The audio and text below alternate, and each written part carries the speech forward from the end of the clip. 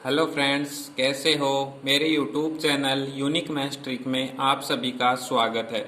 आज मैं आपको चक्रवर्ती ब्याज कंपाउंड इंटरेस्ट के पार्ट 2 में लेकर आ गया हूं, जिसमें मैं आपको आज आप ये जानोगे कि चक्रवर्ती ब्याज में और कौन कौन से क्वेश्चंस बनते हैं जो एग्जाम्स में पूछे जाते हैं। तो देखो, आज का हमारा फर्स्ट क्वेश्चन कि कोई धनराशि चक्रवर्ती ब्याज की दर से 2 वर्ष में 4,850 और वही धनराशि 3 वर्ष में 5,335 रुपए हो जाती है, तो ब्याज की दर ज्ञात करो।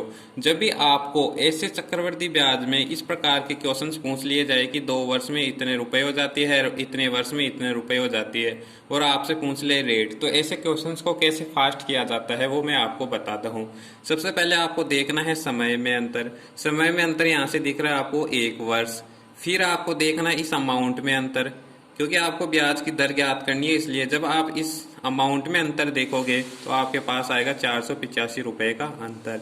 ये 485 रुपए है, वो है आपके पास ब्याज। यानी कि आपके पास 1 वर्ष में 485 रुपए अधिक बढ़ रहे हैं, इसलिए ये 5,335 रुपए हो जा रही है 4,850 से बढ़कर। तो आपको जब भी रेट निकालनी हो तो ये 485 रुपए बढ़े हैं, ये इसके कारण बढ़े हैं, इस मिश्रधन के कारण। तो अपोन में ये मिश्रधन आ जाएगा आपका, इनटू परसेंटेज में ज्ञात करने के लिए 100। जब आप इसको सोल्व करोगे तो आपके पास ये 10% क्या आ गई, रेट निकल कर आ गई।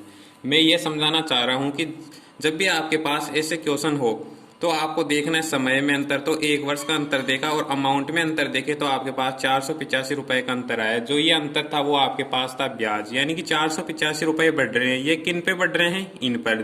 जिन पे बढ़ रहे हैं वो नीचे रखना है, इंटू 100। जब इसको सोल्व करोगे तो 10% आपके पास रेट निकल के आ गई। ये आ गया आपका आंसर। ऐसा ही मैं एक क्वेश्चन और समझाता हूँ आपको। तो अब देखो, आप इसी टाइप का एक क्वेश्चन और समझो। इसी टाइप का ये क्वेश्चन है कि कोई धनराशि चक्रवर्ती ब्याज की दर से 2 वर्ष में 4,840 रुपए तथा 3 वर्ष में बढ़कर 5,324 रुपए हो जाती है, तो आपसे पूछ लिया कि ब्याज की दर ज्ञात करो।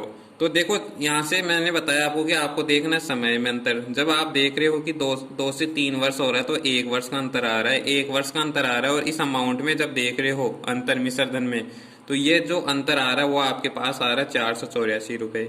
ये अंतर आप देखने के बाद में क्या करोगे, जो 484 रुपए जो बढ़ रहे हैं उसके नीचे ये पहला वाला जो मिश्रधन है उसका आपको डिवाइड करना है, इंटू परसेंटेज में ज्ञात करने के लिए 100। क्या करना है, समय में अंतर और ब्याज में अंतर। ब्याज में अंतर देखे 484 का, 484 रुपए बढ़ रहे हैं इस पे, तो किस पे बढ़े, 4,840 पे, इंटू 100। जब इसको आप सोल्व करोगे तो वही 10% आपके पास रेट आ गई। तो ये आपको मैं रेट निकालना तो सिखा दिया। कभी कभी आपसे ये रेट के साथ साथ पूछ लेता है कि मूलधन भी ज्ञात करो। आपसे पूछ लेता है कि मूलधन निकालो, चलो इस क्वेश्चन में रेट के साथ। तो देखो, मूलधन कैसे निकालोगे आप इस क्वेश्चन में। तो आपके पास रेट निकाल लोगे आप 10%, तो आपके पास 10% रेट से वह बढ़ रहा है, यानी कि 10 से क्या हो रहा है, 11। तो यानी कि मूलधन आपके पास पहले वर्ष में 10 था और अमाउंट कितना हो गया, 11। इसी प्रकार 2 वर्ष तक बढ़ा, यानी कि 10 से दो बार बढ़ेगा तो 2 बार लिख देना आपको। अगर 3 वर्ष देगा तो 3 बार लिखना है। तो 2 वर्ष के लिए लिख दिया यहाँ पे। तो जब आप इसको गुणा करोगे तो 100 तो आ गया मूलधन आपके पास टोटल, और 11 को करोगे जब 121 यूनिट कितनी आ गई, अमाउंट की। और आपको इस 121 यूनिट की वैल्यू दे रखी है क्वेश्चन में 2 वर्ष की, यानी 4,840 रुपए। तो 4,840 इस 2 यूनिट का मान रख दिए। तो यहाँ से जब आप 1 यूनिट का मान निकालोगे तो आपके पास ये जाएगा 40 बार। इसको जब इसमें डिवाइड दोगे तो 40 बार जाएगा, और 40 को जब आप 100 यूनिट से गुणा करोगे तो आपके पास 4,000 रुपए क्या आ जाएगा, मूलधन। जो क्वेश्चन ने आपसे अगर पूछ लेता है मूलधन भी, तो आपके पास 4,000 मूलधन आ जाएगा। यानी कि इन दोनों क्वेश्चन में मैं ये सिखा पाया हूँ आपको कि ब्याज की दर कैसे निकालते हैं और मूलधन कैसे निकालते हैं। जब भी ऐसे क्वेश्चन में ब्याज की दर पूछे आपसे तो आपको ये पैटर्न लगाना है, और जब आपसे पूछ ले क्या मूलधन, तो आपको ये वाला पैटर्न लगाना है। तो अब नेक्स्ट टाइप वाले क्वेश्चंस की तरफ हम बढ़ते हैं। तो देखो, अब नेक्स्ट टाइप का क्वेश्चन कि कोई धन चक्रवर्ती ब्याज की दर से 2 वर्ष में बढ़कर 9/4 गुना हो जाता है, तो दर ज्ञात करो। तो इसमें भी आपसे दर पूछ लिया। तो जब आपके पास चक्रवर्ती ब्याज के ऐसे क्वेश्चन आए कि 2 वर्ष में बढ़कर इतना गुना हो जाता है, तो देखना ये बोल रहा है कि कोई धन, यानी कि जो मूलधन है वह है चक्रवर्ती ब्याज में दर से 2 वर्ष में बढ़कर 9/4 गुना हो जाता है। इस धन का कितना हो रहा है? 9/4 गुना।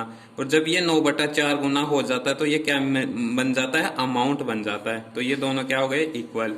फिर आपको यहाँ से निकालना है ए अपॉन पी की वैल्यू। ए अपॉन पी की वैल्यू निकालोगे तो 9/4 आएगी, पी नीचे चला जाएगा।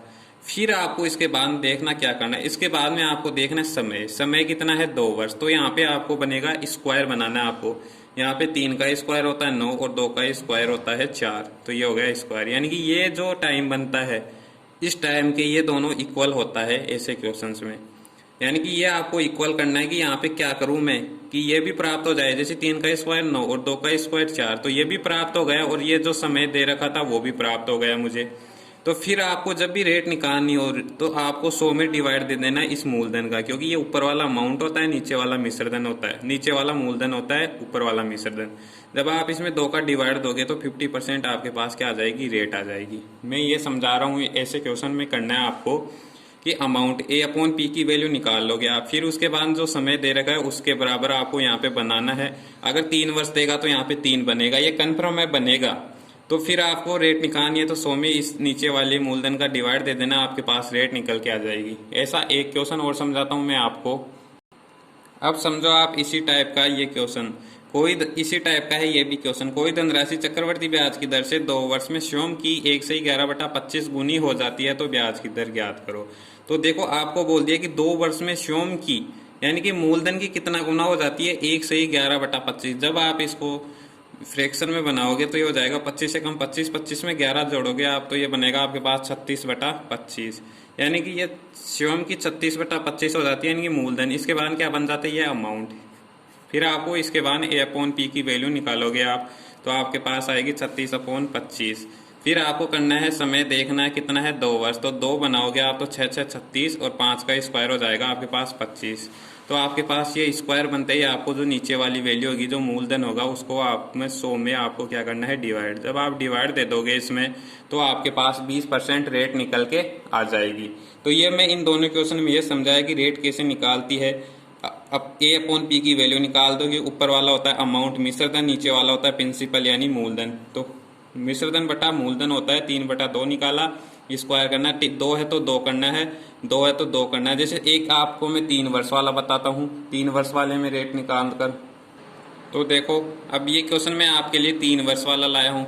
तो 3 वर्ष वाले क्वेश्चन को कैसे निकालेंगे? देखो कोई धनराशि चक्रवर्ती ब्याज की दर से 3 वर्ष में 2 से ही 10/27 गुनी हो जाते हैं। यानी कि मूलधन का 2 से ही 10/27 को जब हल करोगे 27 गुना 54, 54 में 10 जोड़ोगे तो 64/27।